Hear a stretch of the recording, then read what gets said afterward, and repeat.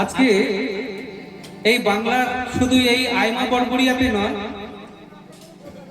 এই বাংলাতে প্রায় এখন যত সংঘ রয়েছে, যত ক্লাব রয়েছে, প্রায় ক্লাবে একটি করে অনুষ্ঠান রাখে, ধর্মীয় অনুষ্ঠান রাখে কিনা?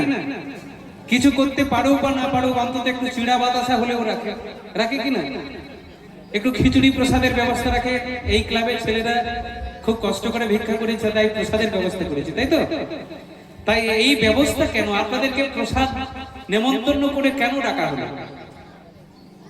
আপনাদের অনেকের বাড়িতে কম গালাগালি দেননি, অনেক গালাগালি আপনারা দিয়েছেন। খালি ব্যবসা জুড়েছে ছেলেরা। হ্যাঁ, প্রতি বছর একটা ব্যবসা খালি প্রতি বছর আসবে। তোমরা নিজেরা করতে পারো না?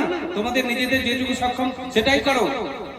অনেকেই গালাগালি দিয়েছে, আবার অনেকেই বলছে বাবা আমি তো বাড়িতে করতে পারি না, তাই তোমরা যেহেতু এসেছো, হ্যাঁ আমি যতটুকু পারবো বাবা আমি ততটুকুই দেবো। কেউ ভালোবেসে দিয়েছেন, আবার কেউ গালাগালি করে খাবি এরকম ছুড়িয়ে দেওয়া কথা একটা আছে না, এরকম অনেকেই দিয়েছে। তবে আপনার সৌভাগ্য, ক্লাবের ছেলেরা আপনার বাড়িতে গিয়ে যে ভিক্ষা করেছে, এটা আপনি জানবেন, এটা আপনার 14 পুরুষের সৌভাগ্য। এত বড় কথা বললাম কেন বললাম না, এত বড় কথাটা এই কারণে বললাম, ভগবানের দিয়ত বস্তু আপনার বাড়িতে কোনোদিন ভোগ লাগে না, ভগবানের সেবা হয় না। আর সেই ভগবানের নিবেদিত প্রসাদে ভক্ত সেবা আপনার বাড়িতে অনেকের বাড়ি আছে যে বাড়িতে ভগবানের ভোগ লাগে না, ভক্ত সেবাও হয়। আপনি কি জানেন? আপনি কি জানেন? আপনি এক মুষ্টি অন্ন দিয়েছেন, চাল দিয়েছেন, এখানে সমস্ত চালের মধ্যে আপনার চালটাও মিশ্রিত করা হয়েছে। তাই প্রসাদ দিতে গিয়ে আপনার চালের একটা দানা তো একটা ভক্তের পাতাই তো পড়েছে। তাই অন্নদান যদি কোনো পুণ্য হয়, সনাতন শাস্ত্রে বলা হয়েছে অন্নদানের সেই পুণ্য আপনি প্রাপ্ত হয়ে গেলেন। সে বলো রাধে রাধে।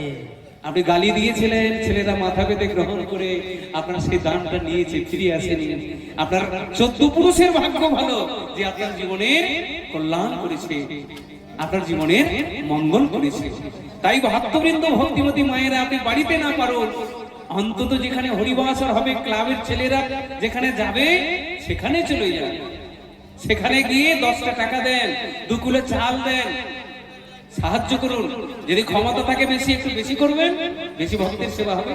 আর না হলে শাস্ত্র মিথ্যা হয়ে যাবে গো, আর না হলে আমাদের ভগবান কৃষ্ণ মিথ্যা হয়ে যাবে। শাস্ত্রে বলা হয়েছে ভগবান কৃষ্ণ একদিন কি করেছিল জানেন?